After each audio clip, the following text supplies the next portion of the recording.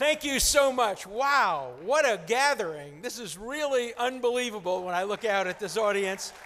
Young people, people my age. All right, now get ready to boo.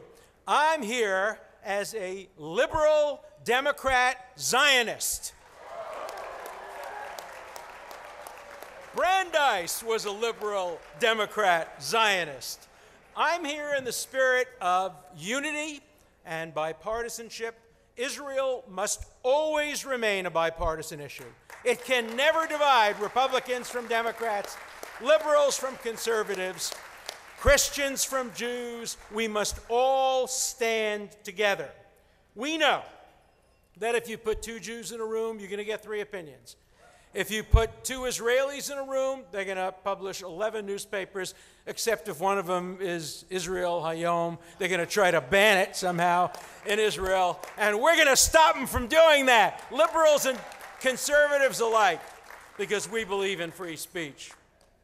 So when you put two Zionists in a room, you get 100 opinions. And here tonight, we have 100 opinions about the peace process, about Yehuda and Shomron, about Yerushalayim, Jerusalem, about how to deal with Iran. But we have one opinion when it comes to Israel's right to thrive as the nation state of the Jewish people. We have one opinion when it comes to Israel's right to defend itself against terrorism and tunnels and murders. We have one opinion. We have one opinion when it comes to Iran not being able to develop nuclear weapons or even be a threshold nuclear state. It's interesting because I listened to our brilliant president and I checked off and I said, I agree with about 80% of what he said, which is pretty high for any two Zionists. And I make what I like to call the 80% case whenever I defend Israel. I make the case in which there is consensus, on which all Zionists and all decent people and all American patriots agree. We can continue to disagree about the 20%. Obviously, we're not going to come to complete agreement about extremely controversial issues. The difference between this organization and, for example, now you can boo J Street, is that if you went to a J Street event, there'd be two differences. Number one, they would be emphasizing the 20% to the exclusion of the 80%. They would be focusing only on issues that divide rather than issues that unite. There'd be one other difference. I would not be invited to speak to them. They call for an open tent, but they have closed their own tent to any centrist views, any pro-Israel views, any views represented by you in this room and even me here at the lectern. You know, to be anti-Israel in America today is to be anti-American. And if you look at who the radical, hardline, hard-left, anti-Israel defamers are, the vast majority of them hate America. Noam Chomsky, Norman Finkelstein, you can name them. They hate America. To love America is to love Israel. Now, I grew up, as Louis Brandeis did, as a great American patriot. My grandmother, who came from Poland, used to take me to the Statue of Liberty on July 4th and make me sing not only the first stanza of the national anthem, as we heard it tonight by the wonderful, wonderful Chazan, but she made me sing the second stanza. Now, a lot of people that I tell this story to deny there's a second stanza, but this organization, in the spirit of patriotism, printed the second stanza. Open it up, you'll see in your books. And I know the words to it because my patriotic grandmother used to make me sing it all the time. Now, we have different views. We have different views in this room, not only on Israel, but on social, economic, and political views. And that's a very healthy thing for a democracy. But what we have is unity. We have unity in support of Israel. We have unity among Democrats, Republicans, conservatives, liberals. We have unity on this issue. I bet there's not a single person in this room, nor any thoughtful person in America, who would disagree with the following statement. No country in the history of the world, faced with threats comparable to those faced by Israel, has ever had a better record on human rights, the rule of law,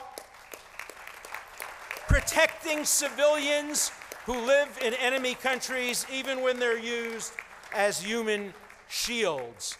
You cannot disagree with that statement if you have any sense of history and any honest appraisal of where the world stands today.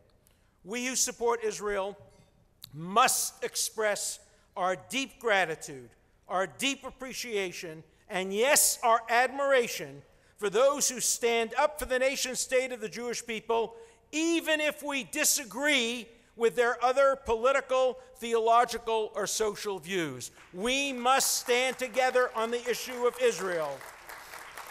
And the corollary of that is we must express our disdain and our opposition to those who try to demonize Israel, even if we agree with them on some other social and political issues. Let me give you an example. I am active. Some of you may agree, some of you may disagree. I am active on the issues of gender equality and also on the issue of gay rights. But I am so adamantly opposed to many gay leaders who have stridently opposed Israel. This whole idea that you see on college campuses of pink washing. I don't know if you know that concept, but it's widespread. It was an op-ed in the New York Times. It was the dumbest op-ed ever published in the New York Times, and that's a low, low threshold. But this article, written by a gay activist and supported by many gay activists, took the position, yes, Israel is very positive toward gays. Yes, it has gays in the military. Yes, it has gays in all aspects of Israeli life. But the only reason it does it is to whitewash what it does to Palestinians, and they call it pink washing. And so my question to leaders of groups that I agree with on so many issues is why? Why don't you follow your principles when it comes to Israel? Israel has the strongest support for gay rights, for women's rights, for environmental rights. So many liberal causes are supported by Israel. So why do so many on the hard left demonize Israel? And we who are liberals must point our finger of accusation at our fellow liberals and fellow people on the left and say, shame on you. Be principled. And it's in that spirit, in the spirit of support, in the spirit of unity, that I am proud to introduce my friend. I was going to say my former student, but the Talmud says there's no such thing as a former teacher. Once a teacher, always a teacher. I am so proud to support Senator Ted Cruz. Now, it would be an understatement. It would be an understatement to say that we do not agree on every issue currently in the news and currently that divides Democrats and Republicans. But boy, do we agree on Israel. And when Senator Cruz stood up at that meeting a few months ago of a group called In Defense of Christians, and he spoke to a group, and in that group, there were some Arabs who booed him, Christian Arabs who booed him when he talked about support of Israel. And he pointed a finger at them and said, if you can't stand up for Israel, I cannot stand with you. And he walked off that stage. And that was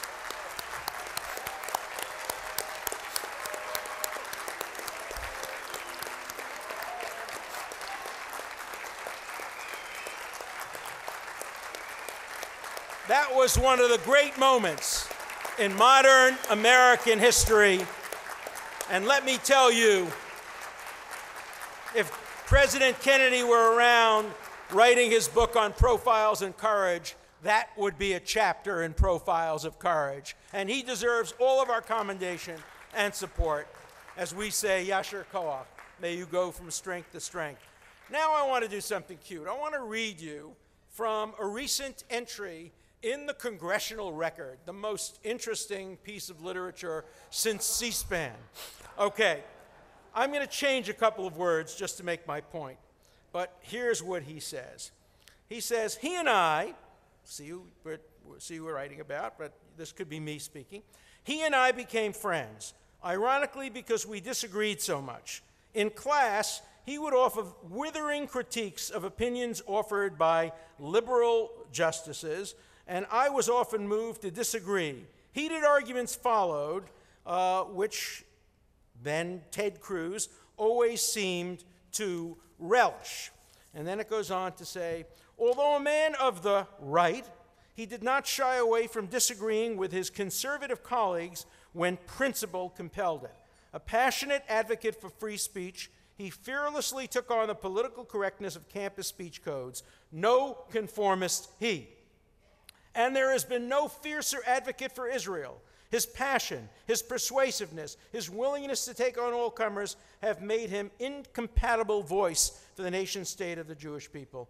Senator Cruz is an intellectual power horse who could have done anything in his life, and he made the deliberate decision to enter public service. He chose to share his intelligence and pass it on. He chose to invest in the future of others instead of only himself.